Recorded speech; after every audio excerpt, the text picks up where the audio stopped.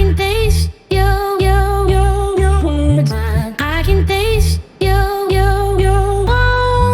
I can taste your words. I can taste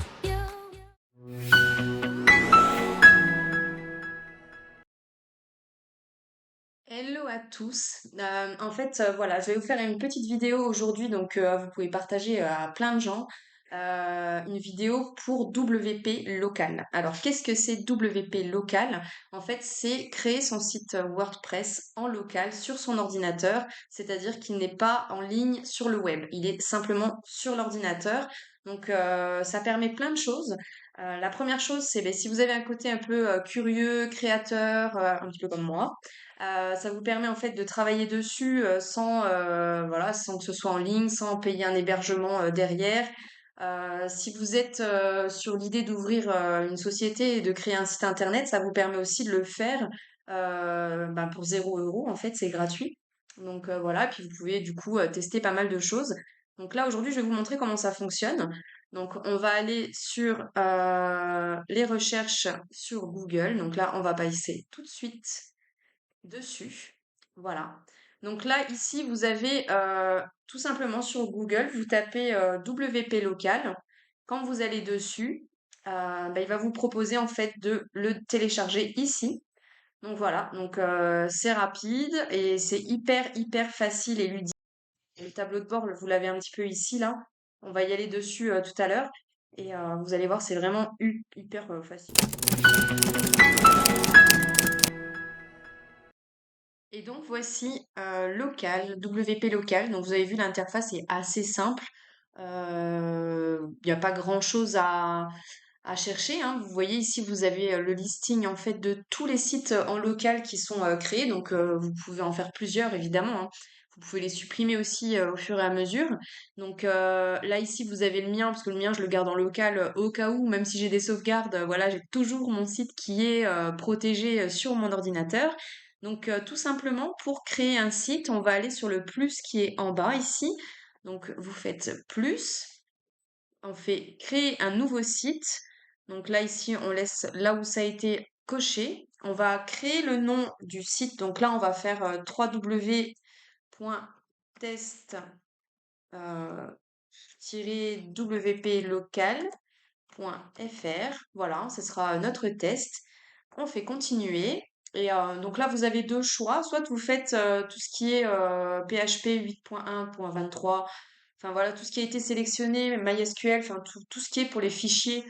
Ce que moi je fais en général, hein, de toute façon, je mets les choix qui sont choisis par WP local. Mais si jamais vous vous y connaissez bien, vous pouvez également choisir vous-même vos fichiers.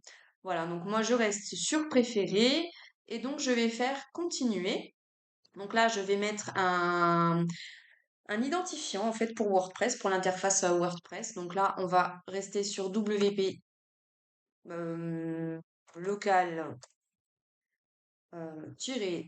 test.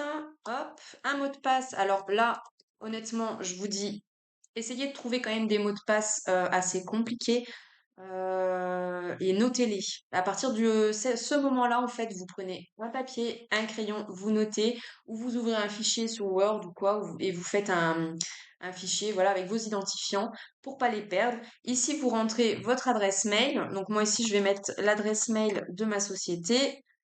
Hop, et voilà, tout simplement. Donc là, à partir de ce moment-là, on va sur Add site, donc on va créer le site. Voilà, le site est créé, donc tout y est, hein. Vous avez le nom de domaine. On peut le changer également directement sur WP local.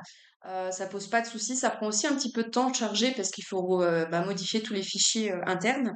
Moi, une astuce que je vais vous donner en fait, c'est que je mets toujours le one-click admin pour accéder directement en fait à mon tableau de bord WordPress sans avoir à rentrer mon identifiant, mon mot de passe.